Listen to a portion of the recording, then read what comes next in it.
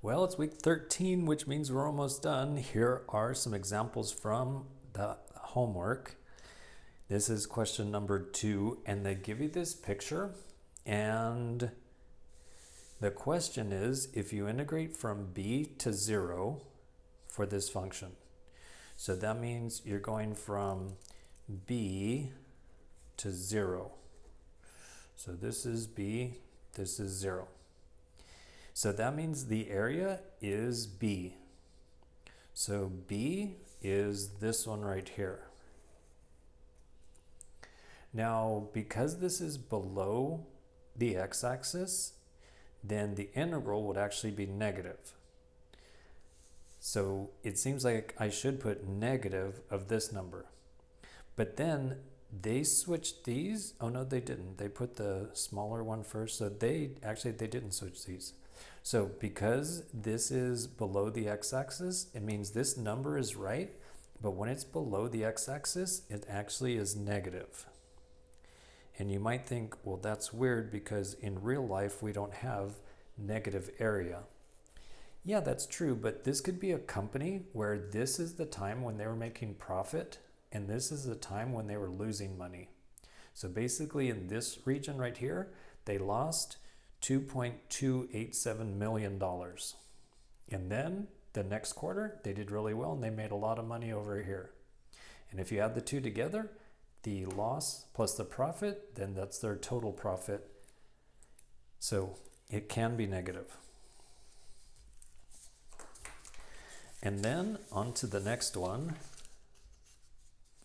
So I picked this one because I did not do one like this in the lecture part.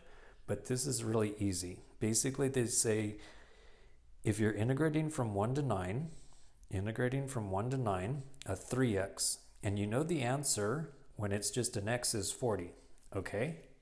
All I got to do is multiply both sides of the equation by 3, and now this becomes 3x, just like that. So that means that the answer is 3 times 40 is 120. And then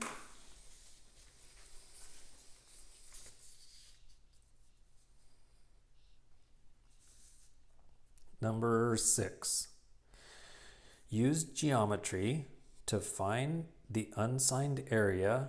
I don't even know what that means right now, so let's just keep going. So I'll just ignore that word. Find the area between the graph and the x-axis, okay? So this is the function x plus 3, which makes a straight line. Oh, this is going to be like number 2 in the lecture that I did. I actually just recorded that moments ago. So here's x plus 3, and then we're supposed to look at the window from 0 to 4. So if I go from 0 to 4, and then 3 plus 4 would be 7. So if I go to 7, that should be good enough. Okay, so it looks like that. So it starts at a 3, and then it goes up like this. And on the x-axis, we're going from 0 to 4. And like I said, when you take the 4 and plug it in, that's going to be 7. So that means when you plug in this point, that's a height of 7. And then find the area between the function and the x-axis. So it's saying find this area. And they're saying use geometry. So they're saying not with the antiderivative, but with the geometry. Well, with geometry, what I would do is I would say, well, this is actually made out of a triangle and a rectangle. And for this rectangle, that's just a 3 by 4 rectangle. So this one, the area equals 3 by 4 is 12.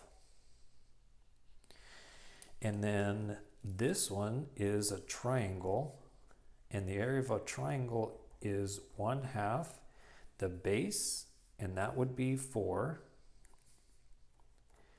And then the height, well, goes from here to here, which means you're going from 3 to 7. So that actually is a 4. And then this would be 16 cut in half, so that's 8. And then just take the 8 and the 12, and then that's 20. And then use pi as needed has absolutely nothing to do with this problem.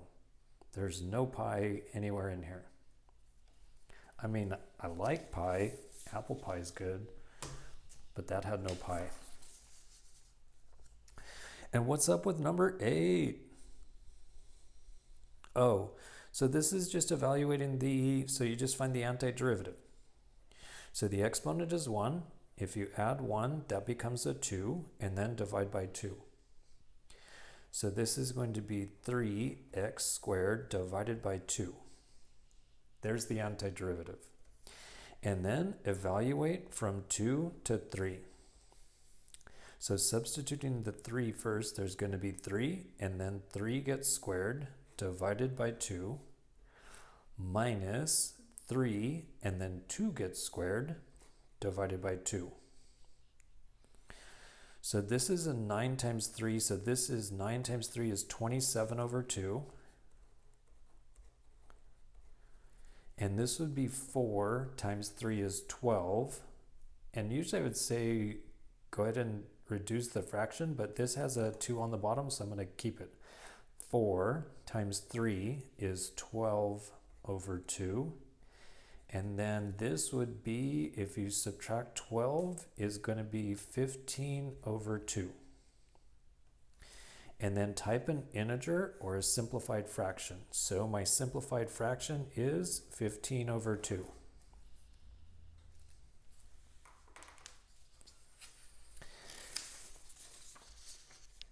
For this one, to find the antiderivative, the first thing I should do is rewrite this as x to the negative 2. So the 2 can stay there. And then rewrite this as x to the negative 2. And then add 1 to the exponent, so that's a negative 1, and divide by a negative 1. So the 2 can stay there. And then this is going to be x to the negative 1 divided by negative 1. Well, I could take this negative sign and just put it right here. That takes care of the negative. And because this is x to the negative 1, I'm going to rewrite it as over x to the 1 so that I don't have a negative exponent. And then evaluate that from 8 to 9. So it's going to be negative 2 over 9. And then minus, and then it's going to be negative 2 over 8. And then a simplified fraction. So here's my little friend, the calculator, to help me with that. Negative 2/9, and then minus minus is going to be plus 2/8. And then go to math, change that to a fraction, and it's 1 over 36 equals 1 over 36. All right, what else? Oh, so this one, they're trying to trick you. So question number 17 says integrate this thing. And then you would try for like 30 minutes to integrate it and have a difficult time because U substitution is not going to work, and then you get frustrated. But then you suddenly realize they go integrate from 5 to 5. So that means that the function does whatever. Here's the function. And then here's 5. And then find the area from 5 to 5. Well, if you're going from 5 to 6, then that would give you an area. But if you're just going from 5 to 5, then you're not moving anywhere, so there is no area to find. So the answer is 0. Even if you could find the antiderivative and you go integrate this thing from 5 to 5, and then you're all happy with your math, blah, blah, blah, and then you get your function, which is an even happier math. When you evaluate from 5 to 5, that means you would plug in the 5, and then minus, you would plug in the 5, and you would still get 0. So that one is just 0. And then for number 21, so I did definitely do one like this, so I'm not going to do the whole thing. I just want to make a couple of points. One, this is going from 0 to 1, so there definitely is area. And this is going to be u substitution. So let u equal an x squared minus 1. The derivative of that is 2x dx.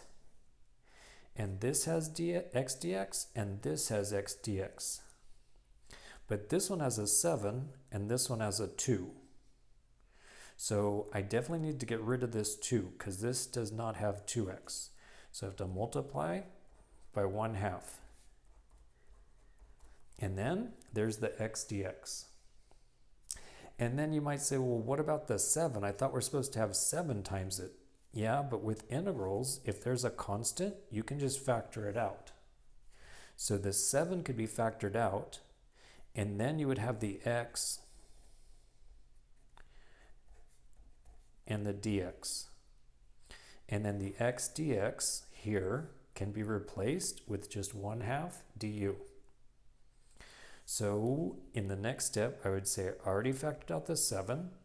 When I go to put this 1/2 in the problem, I'm also going to factor out the 1/2. And then this part will be u to the 4th. And then you do the antiderivative by adding 1, divide by that. So this would be 7/2. And then u to the, let's see, add 1, so that's a 5, divide by 5. And in here, I don't put the numbers until I've replaced the u. So I can put these two together. That means it's going to be 7/10. And then replace the u with the x squared plus 1. So then it's going to be x squared plus 1 to the 5th, and then evaluate from 0 to 1. So just go ahead and finish that one by plugging in the 1 and the 0, and it'll be done. And one last one, number 25. So this was very much like the last problem that I did. So they're saying find the average value of the function. That means, one, we need to integrate. They say from 0 to 5.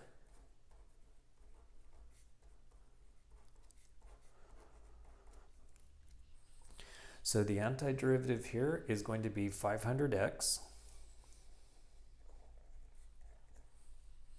The exponent on this is a 1, so if you add 1, that's going to be x to the 2 divided by 2, and then the minus and the 3 can just stay there. And then evaluate that from 0 to 5. So this is going to be 500 times 5 minus 3 times 5 squared over 2. And then when you substitute a 0, this is going to be 500 times 0. When you substitute the 0, that's going to be 0 squared, so that's 0. So in other words, the 0 doesn't contribute anything to the function. And how much does this equal? So there is 500 times 5, and then there's minus 3 and a 5 squared, so that part's 25, divided by 2. So this equals 2462.5. Now that's just the integral. To find the average, you then have to subtract these two numbers. So that's going to be a 5. And then take this and divide by 5. So the average is going to be take 2462.5. And then the length of the interval from 5 to 0 is 5. So then divide by 5. And on the calculator, just say divide that by 5. So the average is 492.5. Graph the function and its average. So So the last part is graph the function 500 minus 3x. And this has to go from 0 to 5. So go from 0 to 5.